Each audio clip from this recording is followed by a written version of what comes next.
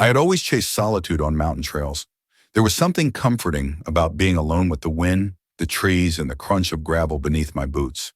So when I heard about Blackridge Trail in northern Washington, remote, unmarked, and seldom traveled, I knew I had to go. Locals in the nearby town of Cedar Hollow weren't keen on talking about it. The clerk at the gas station hesitated when I asked for directions. He wiped his hands on his jeans, glanced at the forested hills beyond the town, and muttered, "That trail ain't for tourists." I chuckled, thinking it was just another ghost story to keep outsiders away. I'd heard 100 like it. But then he added, "People go up there, but they don't always come back." That night I camped near the trailhead. The woods were unnaturally quiet. No chirping crickets, no rustling leaves. Just silence. I found an old wooden sign nailed to a tree. Blackridge Trail, closed danger. But I came for adventure. And danger? That was part of the thrill. The next morning I set off, not realizing that something was already watching me from deep within the pines. The first few miles were everything I'd hoped for. Untouched wilderness, towering evergreens, and not a soul in sight. The trail was overgrown, but still traceable. I passed broken markers and decaying wood steps swallowed by moss. But around midday, the atmosphere shifted. The air turned heavy. Not humid, just dense, like the forest was holding its breath. Every step I took echoed unnaturally loud, as if the trees were amplifying my movements. When I stopped to drink from my canteen, I heard it, a faint crunching in the underbrush, like someone or something matching my pace. I spun around. Nothing, just trees and shadows. Probably a deer, I told myself. But the feeling didn't pass. The woods no longer felt empty. It was like I'd unknowingly stepped into someone else's territory, and they were watching me. At dusk, I reached a small clearing and pitched my tent. The sky bled orange through the treetops. I lit a small fire, hoping the crackle and warmth would calm my nerves. Then I heard it. From deeper in the woods came a whistle. Just 3 notes, slow, deliberate. I froze. No birds, no bugs, no wind. Just silence. And then, the whistle again. Closer. I stayed frozen, barely breathing. The whistle echoed again. 3 notes, mournful and low. Not a tune, just a sound, like someone calling but not expecting an answer. I wanted to believe it was another hiker, but I hadn't seen a single footprint all day, and the trail was supposedly closed. Who else would be out here, miles deep in the forest, after dark? Grabbing my flashlight, I scanned the trees beyond my tent. Shadows shifted, branches swayed slightly, but there was no wind. I called out, "Hello?" No answer. Only the fire's soft crackling. Then I heard twigs snapping to my left. Not the casual crunch of a deer or raccoon. This was careful, controlled, human, or something pretending to be. I backed toward my tent, keeping the light steady. My heart pounded in my throat. I thought of packing up, hiking back in the dark, but that would be even riskier. My instincts screamed stay put, so I did. I zipped up the tent and sat inside, gripping the flashlight with white-knuckled fingers. Minutes passed, then hours. Around 2 a.m., I must have dozed off, but something woke me. A sound just outside my tent. Breathing. Slow, steady, right at the fabric wall. And then, that same whistle, just inches from my head. I didn't move. I didn't speak. I barely breathed. The whistle faded, but the breathing stayed. So close I could hear the moisture in each exhale. I stared at the thin nylon wall of the tent, terrified that any second, I'd see a shadow press against it from the outside. But nothing touched it. No rustle of movement. Just presence. After what felt like an eternity, the breathing stopped. I waited, clutching the flashlight like a weapon, afraid to even blink. Eventually, sleep overtook me, but it wasn't restful. My dreams were jumbled flashes of trees closing in, whispers in languages I didn't understand, and glimpses of something pale lurking just beyond reach. When I woke, the sun had barely risen. I stumbled out of the tent, expecting to see tracks or signs of someone or something, but the ground was undisturbed. No prints, no broken branches, just the dying embers of the fire and an overwhelming sense that I needed to leave. I repacked quickly, heart racing. As I hoisted my pack, I noticed something odd on a nearby tree. Scratches. Deep, vertical marks etched into the bark, about shoulder height. Not claw marks, not random. 5 parallel lines. Deliberate. Like someone keeping count. And just below them, burned into the wood, was a small blackened shape. A spiral. The spiral was charred into the bark, perfectly round, tightly coiled, and unlike anything I'd seen in nature. It was too clean, too intentional, and worse, it felt familiar. I couldn't explain why, but something deep in my gut twisted the moment I saw it. My mind flashed to childhood dreams I couldn't quite remember. Nights waking up screaming, the vague image of a spiral lingering in my thoughts. It made no sense, but the dread was real. I snapped a picture with my phone. The screen flickered for a moment, then returned to normal. Weird, I thought. Maybe just a glitch. I pushed forward on the trail, ignoring the creeping unease, but the deeper I hiked, the stranger things became. The forest looked different, darker, even though the sun was high. The trail narrowed, more overgrown than before. I passed trees with more of those carved marks, slashes and spirals, scattered in no clear pattern, but always paired together. Around noon, I stopped to rest and eat. The silence was unbearable. Even the birds had vanished. As I chewed, I heard a sound that made my blood run cold. Click! A camera shutter. I looked around, heart hammering. No one. Nothing. Then from behind a thick cluster of trees, something moved. Just a blur, low and fast. I shouted, "Who's there?" No reply. Only a single, mocking whistle. 3 notes. I ran. Branches whipped against my arms. Roots threatened to trip me, but I didn't stop until I reached a clearing surrounded by jagged rocks and moss-covered stumps. I forced myself to calm down, to breathe, and to think. Maybe I was overreacting. Maybe someone was playing a sick joke. Then I saw it. At the edge of the clearing sat a rotted-out backpack, partially buried beneath dead leaves. Curiosity overrode fear. I pulled it free. It was old, its fabric frayed and faded, the zippers rusted shut. With effort, I managed to pry it open. Inside was a tattered journal wrapped in plastic. I flipped it open. The first page was dated May 14th, 1998, nearly 3 decades ago. The entries were from someone named E. Harper, another hiker. His notes started off routine, weather, supplies, wildlife sightings, but then they shifted. He wrote about hearing someone whistling at night, seeing spirals on trees, feeling like he was being followed. One entry stopped me cold. I keep seeing copies of myself in the woods, just for a moment, like reflections where there are no mirrors. The last entry was dated a week after the first. It read only, "Don't trust the trees, they remember you." As I finished reading, I noticed something carved into the journal's back cover. Another spiral. And just as I looked up, across the clearing, I saw someone standing at the tree line. They were wearing my clothes. They stood completely still, just on the edge of the trees, half hidden by shadow. Same hiking boots, same jacket, same backpack. Even the posture was mine. But the face, I couldn't see it clearly. It was tilted slightly, obscured by branches. But what little I saw was wrong.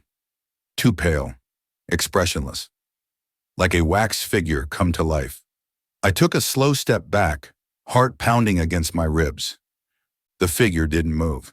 I called out, "Who are you?" Silence. I turned on my flashlight, even though it was broad daylight. I pointed the beam at the figure. For a moment they flickered, like static on an old television screen, and then vanished. Not walked away. Vanished. I stood frozen, trying to process what I'd just seen. Then something even stranger happened. My watch beeped. 12 p.m., but it had just been noon 20 minutes ago. I pulled out my phone, no signal, and the clock was frozen, stuck at the exact same time. 12 p.m. again. I looked up at the sun. It hadn't moved. Time wasn't moving. Or I wasn't. A low rumble echoed through the clearing. Not thunder, something deeper, internal. The ground vibrated faintly beneath my boots, like something massive had shifted far below. Then I heard it again. 3 notes. The whistle. But this time it came from behind me. I spun around, flashlight trembling in my hand. Nothing. Just trees. But they looked different. Not the same forest I'd hiked through earlier. The trees were closer together now, twisted unnaturally, as if they'd grown in panic. The bark was darker, glistening like it had been burned, and in the center of one tree, tall, dead, and cracked down the middle, was another spiral. But this one was moving. Not physically, but when I looked at it, I felt like I was falling into it. My stomach turned. I forced myself to blink and break the trance. When I looked back, there was something standing beneath the tree. Not the double. This figure was taller, gaunt. Its arms were too long, its face stretched and hollow, like it had forgotten how to be human. Its skin was gray and sagging, with eyes that were just voids. No light, no life. It tilted its head slowly, observing me like a curious predator. Then it smiled. Not with its mouth, with its eyes. The hollowness widened, and I felt the air shift around me, colder, heavier. I ran. I didn't care where. I just knew I had to get away. As I fled through the trees, the trail twisted in on itself. I passed the same clearing again and again, the same backpack, the same journal, even the same broken branch I stepped over 10 minutes ago. I was looping. Time, space, everything, trapped. And through it all, echoing through the pines, the whistle followed me. 3 notes. Always 3 notes. My lungs burned, legs ached, but I kept running until the trees suddenly opened into a small grove I hadn't seen before. It was impossibly quiet. No birds, no wind, just a suffocating stillness. The grass was bone white, as if bleached. In the center stood a ring of stones, old and mossy, forming a circle about 10 feet wide. Within it, nothing grew. And yet I felt drawn to it. I approached slowly, every instinct screaming, "Don't step inside," but my body disobeyed, 1 foot, then the other.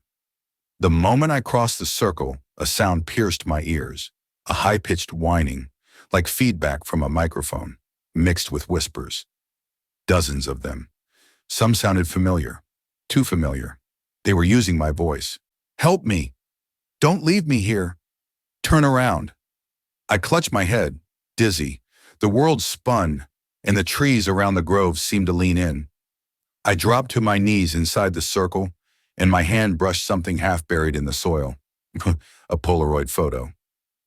I picked it up. The image was faded, stained by moisture, but it was clear enough. It was me, standing in this exact grove, mouth open in a silent scream, and just behind me in the photo a shadowy figure with hollow eyes, one hand reaching for my shoulder. I dropped the picture. The whispers stopped. But something was now standing at the edge of the stone circle, watching me, waiting. It couldn't step in, but I knew eventually I would have to step out. I stayed in that stone circle for what felt like hours. The figure didn't move, just watched. Its form shimmered, barely solid like smoke-wearing skin. Every so often it would tilt its head, twitching as if fighting some invisible restraint. I realized the stone ring wasn't just old. It was protection. Something ancient, sacred maybe, a boundary it couldn't cross. But I couldn't stay inside forever. My water was nearly gone. The sun above hadn't moved, and my body was trembling, not just from fear, but from something deeper. Like the longer I stayed in this place, the more it drained me. I pulled out the journal again, flipping to the last page. The handwriting had changed, more frantic, almost unreadable. But a single line stood out. It waits for your shadow to leave the circle. Not you, your shadow. That made no sense, but as I looked down, I understood. Inside the circle, my shadow was faint, barely there. But the longer I lingered near the edge, the more defined it became. The creature wasn't watching me. It was watching my outline. Waiting. So I waited too, until the light shifted just slightly and my shadow no longer stretched outside the circle. Heart racing, I took a step out. Nothing happened. Then another. Still nothing. But as I turned to leave the grove, I heard footsteps behind me, mimicking mine, but just half a second too late. Echoes that didn't match. And when I glanced back, there were now two shadows following me. I froze. The shadows weren't mine. They were darker, more defined, stretching longer than they should, bending at odd angles as if they were alive, twisting and curling behind me. I didn't need to turn around to know what was following me. I could feel it, creeping closer with every step. My heart pounded so loud I thought it might burst from my chest. I wanted to run, but my legs felt like lead. My breath caught in my throat. The shadows, they moved. Not with me, but ahead of me. They began to split, one heading toward the left, the other right. They circled around me, an inescapable trap. I tried to back away, but the shadows continued to stretch, pulling me into their ever-tightening grip. They were closing in from every direction. And then I heard the whistle again. 3 notes. But they were no longer distant. They were right in my ears, so clear, so sharp, that I felt like my very soul was being pierced by them. I stumbled backward, tripping on a loose rock. As I fell, I caught sight of the creature, no longer a figure at the edge of the clearing, but standing directly in front of me, its hollow eyes locked onto mine. It didn't speak. It didn't need to. With a chilling motion, it raised one long arm, pointing at my feet. I looked down. My shadow was no longer my own. It was twisted, its form contorted into something monstrous, its face a grotesque mask of my own features, grinning wildly. It wasn't just following me anymore. It was trying to drag me back. Panic seized me. My body reacted before my mind could catch up. I lurched to my feet, forcing my legs to move, my arms flailing as I tried to break free of the twisted shadow that had pulled at my every step. The creature stood silently, its hollow eyes burning into me. I could hear the whispers again. This time they were more than just voices.